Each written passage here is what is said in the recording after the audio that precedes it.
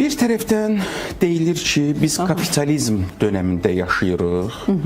Kapitalizm deyir ki, həyat nə qədər dəbdəbəli olsa, bir o qədər istehlak çoxalacaq. İstehlak çoxalanda da istehsal çoxalacaq. Aha. Və bu kapitalizmin mahiyyətidir. Hətta keçən dəfə mən bir status yazmışdım Facebookda ki, insanlar gedirlər, dəbdəbəli səyahətlərini paylaşırlar, bunu etməsinlər. Çünki bunu edə bilməyənlər var. Onlar əzab çəkirlər. Marketoloq dostlardan biri haqlı olaraq şərh yazmışdı ki, müəllim, kapitalizm deyir ki, hara gedirsən, çək, göstər insanlara ki, onlarda da qıcıq yaransın, onlar da başlasınlar bu dəbdəbəli həyatın dalınca getməyə və nəticədə istehsal çoxalsın, pul kütləsi çoxalsın. Bu kapitalizm, yaxşı. Əgər belədirsə, bu kapitalizm cərəyanı hardan gəlib bizə?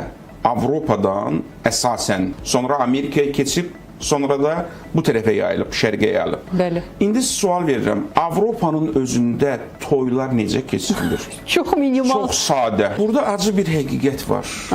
Psixoloqlar deyir ki, insan özünü zəif görəndə, dəyərsiz görəndə, özünü istəyir ki, hansısa bir əşya ilə, hansısa bir mərasimlə assosiasiya etsin, lövbərləsin, anchoring deyirlər buna, lövbərləsin və özünə dəyər qazansın. Misal üçün, mənim savadım yoxdur, təhsilim yoxdur, əxlaqım, tərbiyəm yoxdur, mənəviyyatım yoxdur, amma gedirəm, dayımın, əmimin, qaynatamın bahalı maşınını götürürəm, şəhərdə şütüyürəm ki, insanlar baxsınlar bu bahalı maşınla mən də özümə dəyər qazanmış olum. Və yaxud gedirəm, çox dəyərli bir insanın yanında dururam, şəkil çəkdirirəm, özüm vecsiz, işsiz, bekar, laqeyd bir insanam həyatda, işləmək istəmirəm, çalışmıram, özümə əziyyətə vermirəm, rahat həyat istəyirəm, gedirəm, min bir əziyyətlə dəyər qazanmış insanın yanında dayandıram ki,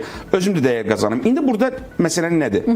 Mən istəyirəm dəbdəbəli toy mərasimləri ilə, dəbdəbəli yas mərasimləri ilə özümü dəyərli, statuslu insan göstərim. Və yaxud qız oğlandan tələb eləyir ki, biz dəbdəbəli toy keçirək, qohum əqrabanın yanında bizə dəyərli, statuslu insanlar kimi baxsınlar.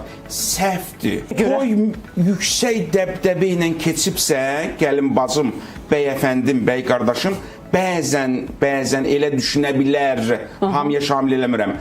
Toy dəbdəbəli keçsə, bizim dəyərimiz artacaq. İnsanın dəyəri dəbdəbə ilə artmır və ailənin xoşbəxtliyi də ondan ölçülmür. O qədər dəbdəbəli toy edən cütlüklər var ki, bir neçə aydan sonra təəssüflər olsun ki, boşanırlar.